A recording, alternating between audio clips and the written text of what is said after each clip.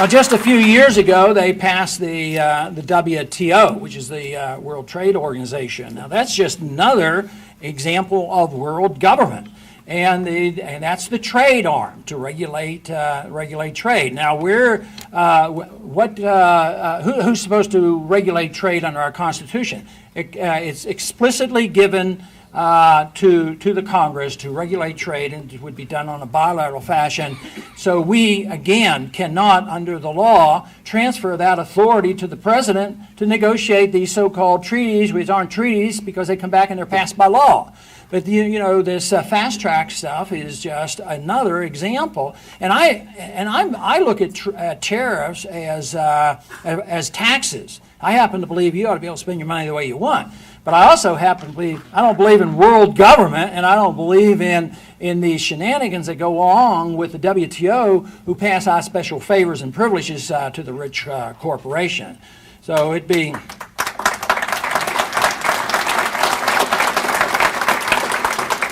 really very easy and beneficial to us to not have the WTO. But along with the WTO, there are other entangling type of trade organizations that go on all the time that aren't directly under the United Nations. And take, for instance, right now, the free trade areas of America. That's the big thing that's going on right now, and that'll be just expanding NAFTA.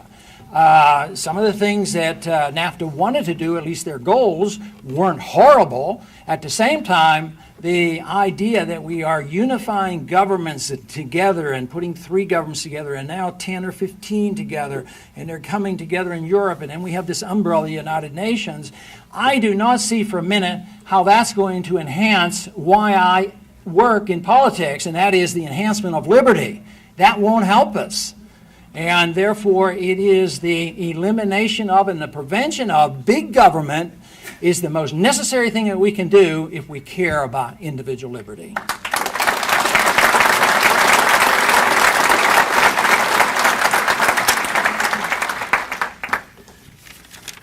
You know, today at the State House, I was asked the question about how to curtail some of these regulations by the regulatory agencies. You know, how Congress reneges on its responsibility.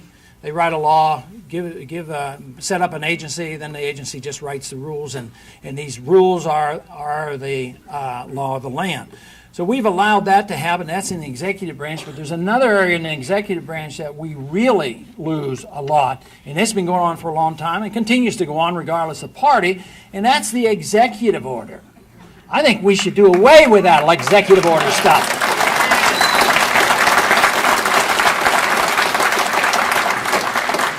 You know, the press aide for Clinton let the cat out of the bag when he said, "A stroke of the pen, law of the land, kind of cool." That's their attitude. You know, they just know how much power there is in just writing an executive order, and they're done wholesale. There are a few executive orders in the Constitution. If a president, if there's war is declared and he executes an executive order to pursue that war, that's a lot different than what we're talking about, where if the Congress won't be doing something fast enough, the president just writes an executive order. So it's done pretty routinely. But we do face some very, very serious challenges. This is not going to go away, I imagine, in Washington, because they have the upper hand and they know how to undermine our efforts. And by the time it gets to conference, they can change things. That on the short run, we may see things getting worse. I also am convinced that the economy is going to get worse. And the reason I argue this case is that I believe our country is a lot poorer than we think we are, because we have a lot of wealth in the country, and we still are very wealthy, and we are still very fortunate. Our greatest wealth is that we can still have a meeting like this and talk about it. That, to me, is our greatest wealth. But any one of us, if we can get a line of credit at the bank and go out and borrow $1 million, we can get a pretty fancy car and get a pretty fancy house and party for a good while. And on the surface it would look like we're very rich. But if the bank calls the note, then all of a sudden we can be very poor. Well, a country doesn't operate quite like that, but the principle is still the same. Our country, borrows from overseas. We borrow $160 billion a year to finance our extravagance, and it goes into consumption. And the amount, the trillions of dollars that consumers have run up in debt is just astounding. Corporate debt is huge, and the federal debt is huge, and it's exploding right now. And the trust is still there with the dollar because we are an economic, in spite of our problems, we're an economic powerhouse and we have the military, so therefore our currency is relatively strong. But if you happen to have noticed in the last year, it's getting weaker and weaker by the day.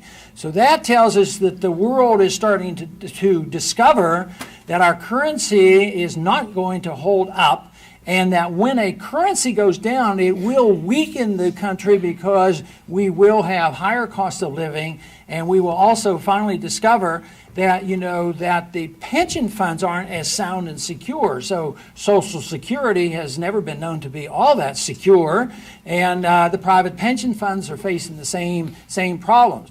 So we as a country must face up to the fact that we are getting and will be much poorer.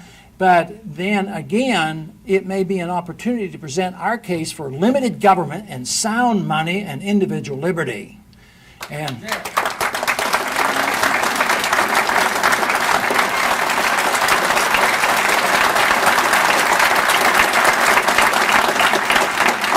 but all great nations and all empires do come to an end, sometimes by external force, but more likely they come to an end for economic reasons. And I think we're not going to be able to afford what we have. I think the welfare, warfare state will come to an end in due time. How long? I don't know. 5 years, 10 years, 15 years.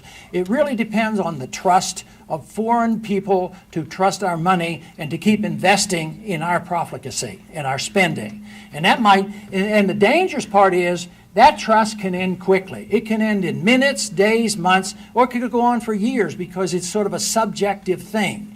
And a lot of people say, well, how can the euro be doing so well? That currency isn't any better than the dollar, and that's true. And if the euro is doing a lot better than the dollar, and it doesn't have a better history, and it has no sound backing to it, and the economies of Germany and France and other European countries are actually weaker than ours, and their currencies are going up against ours, that should make you stop and wonder. And that's what's happening. But ultimately, the system will have to withdraw. We will have to draw in, and we won't be able to spend it.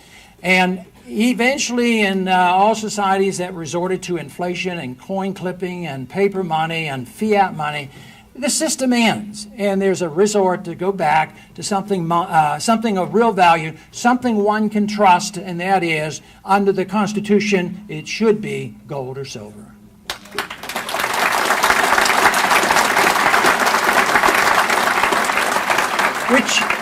Which means that we have a few other things that we need to repeal. We're going to repeal the 16th and get rid of the IRS, so in the meantime, as we do that, we'll repeal and get rid of the Federal Reserve System.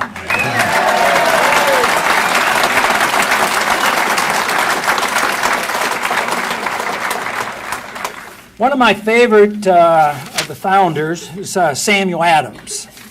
And Samuel Adams has given us some advice I think is very, very pertinent. He says it does not take a majority to prevail, but rather an irate, tireless minority, keen on setting brushfires of freedom in the minds of men. Isn't that great? And this is what I see happening here and other places in the country. At the grassroots levels, there are some brush fires starting to burn. The good kind of brush fire, the ones that we want to burn and to spread, because it's these brush fires of freedom that will make a difference. And they do not depend on the government. They depend on one thing, and that means it depends on us being moral people with ideas and determination that it's in our best interest to live in a free and prosperous society and live with the rule of law and live with our Constitution. That's the brushfire I support, and that's the brushfire I come to encourage. So go to it. Thank you very much.